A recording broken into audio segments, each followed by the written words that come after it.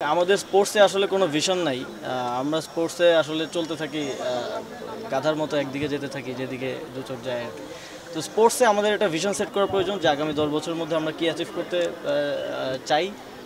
আমরা ফুটবল থেকে কী অ্যাচিভ করতে চাই, ক্রিকেট থেকে কী অ্যাচিভ করতে চাই, এবং অন্যান্য স্পোর্টসেও যেখানে আমাদের সম্ভাবনা আছে, এবং অলিম্পিক থেকে আমরা কী অ্যাচিভ করতে চাই। একটা ভিশন সেট করে সেই অনুযায়ী আসলে কাজ করতে হবে। আমাদের ন্যাশনাল ভিশন থাকে যে ভিশন 41-31, কিন্তু স্পোর্টসে সেভাবে ভিশন থাকে না। তো সেই জায়গাটায় আমরা ইতিমধ্যে কাজ করছি যে কোথায় কোথায় আমাদের সম্ভাবনা আছে, সেটা প্রপার একটা অ্যাসেসমেন্ট প্রয়োজন এবং সেই অনুযায়ী আসলে টার্গেট করে ফোকাস এরিয়া নির্ধারণ করে কাজ করা প্রয়োজন। তাহলে আমার মনে হয় যে ফুটবলে আমরা একদিন বিশ্বকাপের মঞ্চে পৌঁছাতে পারবো, ক্রিকেটও আমাদের বহুল আকাঙ্ক্ষিত ইন্টারন্যাশনাল ট্রফি নিয়ে আসতে পারবো, এবং অ্যাথলেটিক্সও আমরা অলিম্পিকের মতো জায়গায় কম্পিট করতে পারবো, ভালো কিছু দেশের জন্য নিয়ে আসতে পারবো।